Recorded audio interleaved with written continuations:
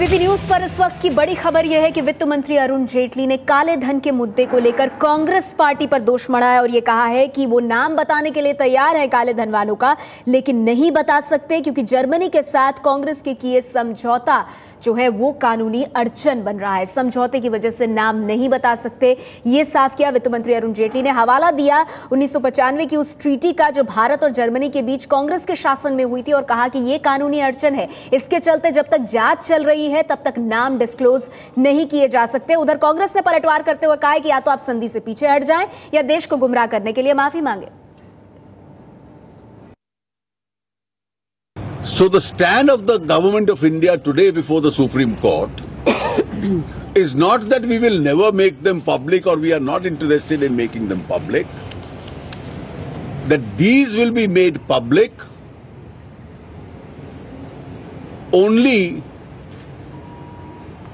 in accordance with law once the charges are filed in court. That is because of the restriction imposed by the 19th June 1995 treaty by which we are bound. So that there is no confusion or propaganda in this regard, I have thought it necessary to clarify this. अब ये एक अत्यंत दुख का विषय है कि नहीं? सवाल इस बात का नहीं है कि सरकार इस समय क्या कह रही है और क्यों कह रही है, लेकिन बात ये समझ में आती है कि हमारी संधि है, हमारे जो अंतर्राष्ट्रीय स्तर पे लोगों के साथ और देशों के साथ समझौते होते हैं और बहुत सारी ऐसी संधियां हैं जो हम लोगों ने अपनी सरकार के कार्यकाल में हम लोगों ने करी थी। सरकार का ये कहना था कि ये हम बचाव किसी का कर रहे हैं इसलिए हमने ऐसा किया है, हालांकि वास्तविकता हमेशा कुछ और थी। जब भी ऐसी संधि होती है तो दोनों देशों का उसमें फायदा होता है, कुछ हमें चाहिए, कुछ उन्हें चाहिए, कुछ हमें सुरक्षा देनी है, कुछ उन्हें सुरक्षा देनी है और सब कुछ सूझबूझ के साथ बहुत समझदारी के साथ किया जाता है। लेकिन आदान प्रदान तो होता है, संधि में कुछ देना होता है, कुछ लेना होता है और उससे हम वचनबद्ध थे और उसके दायरे के अंदर ही, उसकी सीमा के अंदर ही हम कुछ कर सकते थे। आज हम पर इतने लांछन लगाने के बाद और इतने आरोप लगाने के बाद आज नई सरकार उसी बात को दोहराए जो हम कह रहे थे। क्यों? कि संधि है इसलिए हम नहीं दे सकते हैं। अरे भाई, संधि है, इसका उस वक्त तुमने सम्मान नहीं किया जब हम सरकार में थे, तो आज क्यों सम्मान इतना कर रहे हो?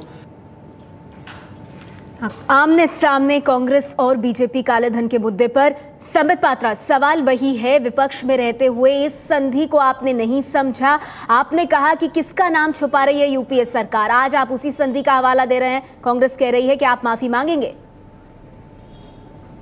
माफी कांग्रेस को माफी मांगनी चाहिए। घुटने के बल में झुक के देश का जो हाल किया है 10 वर्षों तक, इनकी हिम्मत कैसी होती है हमारी सरकार से माफी मंगवाने की? जो सरकार जनता की सरकार है, जो जनता के गाढ़ी कमाई को वापस लाने में लगी हुई है, दिन रात काम कर रही है, डे 1 में एसआईटी बनाया है। स्विट्जरलैंड के साथ जो करार जानबूझ के कांग्रेस इतनी दिनों तक नहीं कर रही थी वो हम कर रहे हैं। और खुलासा करता हूं, जब 9/11 हुआ अमेरिका में, उसके बाद जर्मनी ने कहा कि अब वक्त आ गया है काले धन को हम लोग वापस लेके आए, तो जर्मनी ने नाम डिक्लेयर किया कि हम नाम, सबके कंट्री के मेरे पास नाम है, जो देश चाहे आके ले जाए।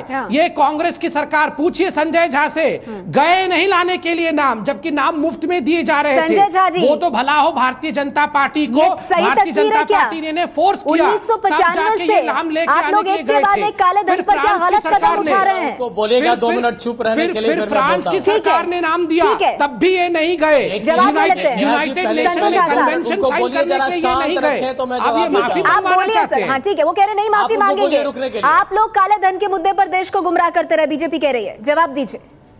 वो काला धन तो इन्हीं का है।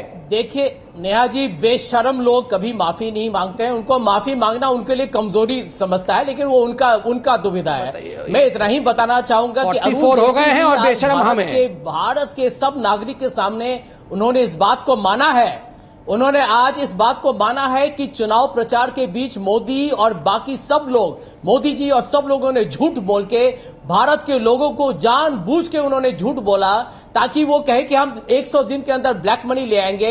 उन्होंने गलत आरोप हमारे पार्टी पर लगाया, उन्होंने हमारी छवि, हमारे आबरू पर जानबूझ के अपने चुनाव के लाभ के लिए उन्होंने आरोप लगाए और आज उनके पास कोई जवाब नहीं है। बेआबरू हो गए हैं, किसने आपके आबरू पर शर्म आनी चाहिए संबित पात्रा। और वोट के लिए धोखा दिया काले धन के मुद्दे पर, क्योंकि सलमान खुर्शीद कह रहे हैं सब वोट के लिए किया आपने कहा 100 दिन में काला धन लाएंगे, लेकिन अब आप कह रहे हैं ट्रीटी के तहत नाम तक नहीं बता सकते हम। बिल्कुल नहीं, आप देखिए मैं एक एक करके फैक्ट्स यहां खुलासा करूंगा। अभी अरुण जी ने कहा कि हम चाहते हैं कि नाम आए, मगर कानूनी प्रक्रिया से नाम देश के सामने आएगा और जरूर आएगा। अरे आप शांत हो जाइए, कुछ पढ़ के भी आया करिए, खाली झूठ बोल रहे हैं बेशर्म ऐसे शब्द कर रहे हैं। आप पढ़ के कुछ नहीं, टेक्निकल डिटेल्स दिखाइए ना संजय जी, टेक्निकल डिटेल्स दिखाइए ना। अच्छा टेक्निकल डिटेल्स से बात कर रहे हैं। संजय सिंह जी आपसे कुछ कह रहे हैं, संजय सिंह साहब कह रहे हैं कौन सी कानूनी प्रक्रिया उस पर वो रोशनी डाल रहे हैं। नहीं संजय सिंह साहब, कौन इस पर राजनीति कर रहा है? मैं एक चीज पूछना चाहता हूं, मैं नेहा जी, मैं बहुत विनम्रता पूर्वक एक चीज पूछना चाहता हूं। किसी भी संधि में इन्होंने ये समझौता नहीं किया है कि जो काला धन वाले लोग होंगे, देश के लुटेरे होंगे, उनके ऊपर हम कार्रवाई नहीं कर सकते। 100 दिन से ज्यादा आपको सरकार में आए हुआ हो गया, यही रोना कांग्रेस रोती थी कि हम नामों का खुलासा नहीं कर सकते, हमारी ट्रीटी है। आप वही रोना रो रहे हैं कि हम नामों का खुलासा नहीं कर सकते। अरे आप नामों का खुलासा नहीं कर सकते, लेकिन किन किन लोगों के काले धन हैं इसकी जांच तो आप करा सकते हैं। किसका पैसा टैक्स वही तो आर्टिकल दिखाया था आपको, कौन सा अभी पैसा काला धन है, आपको बोला वो किस नेता का रिश्तेदार है, भाजपा का नेता है या कांग्रेस का नेता है या उद्योगपति है या लुटेरा है या गुंडा है, आप बता तो सकते हैं। जांच शुरू हो गई है। आपको कौन सी ट्रीटी इस बात के लिए हो गई है? मैंने आपको 100 लोगों पे आप कार्रवाई करने जा रहे हैं, 100 लोगों पे गाज गिरने जा रहे हैं, आप 1900 लोगों के नाम और जांच शुरू होगी तो अरविंद केजरीवाल जी को पहले बोलेंगे। 100 लोगों का तो खुलासा कीजिए। एक मिनट लेकिन ये निर्मल ठीक है, आप तीनों ने अपनी बात रखी। शंकर अय्यर जी, इसको आप किस तरह से देख रहे हैं? संजय सिंह कह रहे हैं आप खुलासा कीजिए, आप ये बताइए आप ठोस कार्रवाई क्या कर रहे हैं? और उधर दूसरी ओर नामों को लेकर अब राजनीति शुरू हो गई है कि ट्रीटी आपके वक्त हुई थी, हम नाम नहीं बता सकते। देखिए, ये जो वायदे किए थे और जो मांग है लोगों की कि देश का पैसा वापस आए, ये दो भाग है। पहला भाग है देश से जो काला धन गया है उसको वापस लाना चाहिए। अब वापस तब आप ला पाओगे जब आप प्रूव कर सकोगे कि इसमें या तो टैक्स इवेशन है या ये ड्रग मनी है या मनी लॉन्ड्रिंग है या उसमें कोई टेरर फंडिंग हुआ, जो भी आप एक क्रिमिनलिटी आपको इस देश में प्रूव करना शंकर पड़ेगा। ये बताइए हमारे दर्शकों और को, दूसरी जो बात बात वित्त मंत्री ने आज कही है कि स्विट्जरलैंड के साथ हम लोगों ने ये चीजें की है, करार किए, अब डिटेल्स से वो देने से वो इनकार नहीं करेंगे, क्या इसमें नई बात है? क्या ये मोदी सरकार ने एक नया कदम उठाया? देखिए, हर सरकार पिछले सरकार के जो कदम है उसको थोड़ा आगे ले जाती है। ये जो एग्रीमेंट की डिस्कशन हो रही है अभी, उसके तहत हमको अभी पूरी डिटेल पता नहीं है, लेकिन अगर डिस्कशन ये है कि हिस्टोरिकली जो पैसे स्विट्जरलैंड में है, जो नाम है, उन पर अगर हम कोई क्रिमिनलिटी प्रूव कर सकें तो वो नाम हम यहाँ उजागर कर सकते हैं और वो पैसा वापस ले आ सकते हैं। क्या ये हिस्टोरिसिटी है उसमें, रेट्रोस्पेक्टिव है, वो पता नहीं। हाँ। दूसरी बात ये है कि अगर कोई देश में दूसरे कंट्री में कोई अकाउंट रखता है, ये जरूरी नहीं है उसी के नाम पे होगा।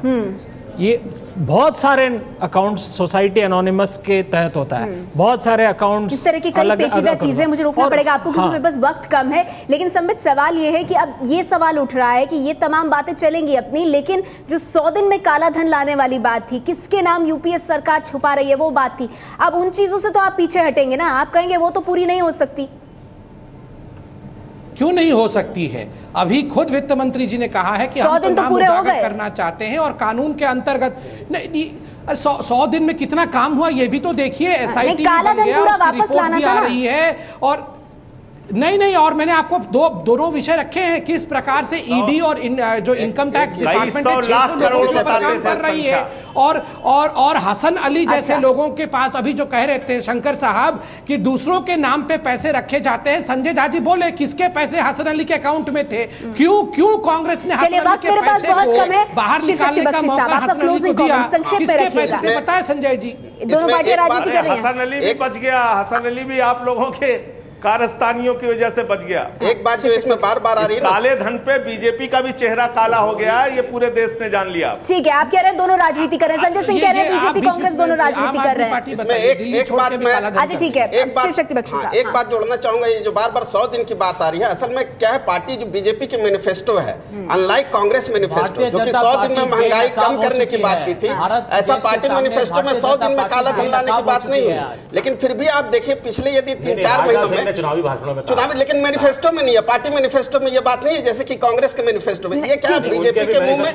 डाला जा रहा है। लेकिन इसमें एक बात, ये जो आयोग गठन किया गया है, अभी जैसे बात हो रही थी आयोग ने कुछ नहीं किया, आयोग ने एक रिपोर्ट सुप्रीम कोर्ट में ऑलरेडी सौंपा है, वो सुप्रीम कोर्ट में गई है, रिपोर्ट को सुप्रीम कोर्ट ने रखा है। इसके बाद जो ये वित्त मंत्री ने कहा कि कानूनी प्रक्रिया के अंतर्गत ये जो बात, ये चीजें सामने आएगी। नहीं, सवाल वही है ना कि वो तो क्या पुरानी सरकार भी वही करी थी? विजय चलते आपका कॉमेंट नहीं चला रही थी, प्रक्रिया नहीं चलाना चाहती थी विजय, क्या पुरानी सरकार कोई प्रक्रिया नहीं चला रही है? ये सरकार आगे बढ़ा रही है या दोनों एक ही रोना रो रहे हैं? जो ट्रीटी हुई है, एक मिनट, जर्मनी के साथ जो ट्रीटी हुई, ट्रीटी के अंदर जो शर्त थी, उस शर्त को इस सरकार को भी फॉलो करना है। और ऐसा भी नहीं है कि ये सरकार अगर कहेगी कि हम नए सिरे से ट्रीटी करते हैं तो उस बात सुन लीजिए, तो उस ट्रीटी के अंदर वो चीज हट जाएगी, या स्विट्जरलैंड सरकार से जो हमारी नई ट्रीटी होने वाली है उसमें ये चीज हट जाएगी कि बिना कोई कानूनी कार्रवाई किए हुए हम नाम उजागर कर सकते हैं। सबसे बड़ी ये चीजें तो होने वाली नहीं है।